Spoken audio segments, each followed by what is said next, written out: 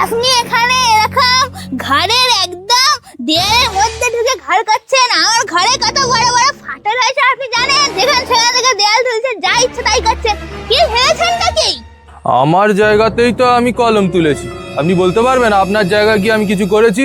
তা আপনার জায়গা বলে আপনি ঘর করবেন, এদিকে আমার বাড়ি ফাটল ধরছে, সেটার কি হবে? তা আমি কি জানি আপনার ঘরে ফাটল ধরছে? আপনার ঘরে ফাটল ধরছে তো আপনি বুঝুন, আমি কি করব? ঠিক আছে, অন্যরকম ভাবে বোঝাতে হবে। বাহ, কি সুন্দর কাজ করেছি। বাবা, তক্তাগুলোও খুলে রেখে দিয়েছে। এই বিমও এসে গেছে, কালকের কাজ শুরু হবে। চাই গিয়ে তাড়াতাড়ি খেয়ে দে শুয়ে পড়ি। দুদিন যাবৎ ভালো ঘুম হয়নি, আজ ঘুমাবো বলে কি রে, বাড়ি গিয়ে তাড়াতাড়ি খেয়ে শুয়ে পড়বি? হ্যাঁ, কি কি কথা বলছে? খুব মজা না? খুব মজা। বল, নতুন বাড়ি করছিস, তোর এই বাড়ির ভিতের মধ্যে আমার কঙ্কাল আড়াআড়ি করে শোয়ানো আছে রে। হ্যাঁ,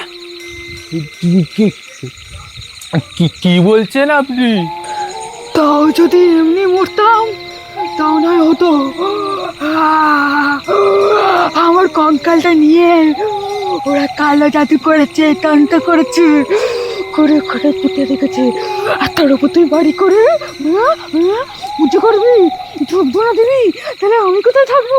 আমি তোর গাড় মটকে দেবো। তুই এই বাড়ি করিস ওখানে, আমি তোর গাড় মটকে খাবো। না না, আমি এখানে বাড়ি করবো না। আমি এই সব সমেত বিক্রি করবো। আমি সব সমেত বিক্রি করবো। আমি এখানে বাড়ি করবো না। রাম রাম রাম রাম রাম। কি ভয় পেয়েছে! খুব না খুব আমার ঘর ভেঙে নিজের ঘর করবে। এমন ভয় দেখিস না, জায়গা কিনে এখান থেকে চলে যাবে। যখন জায়গা কিনে চলে যাবে, এখানে আমি সবজি চাষ করবো।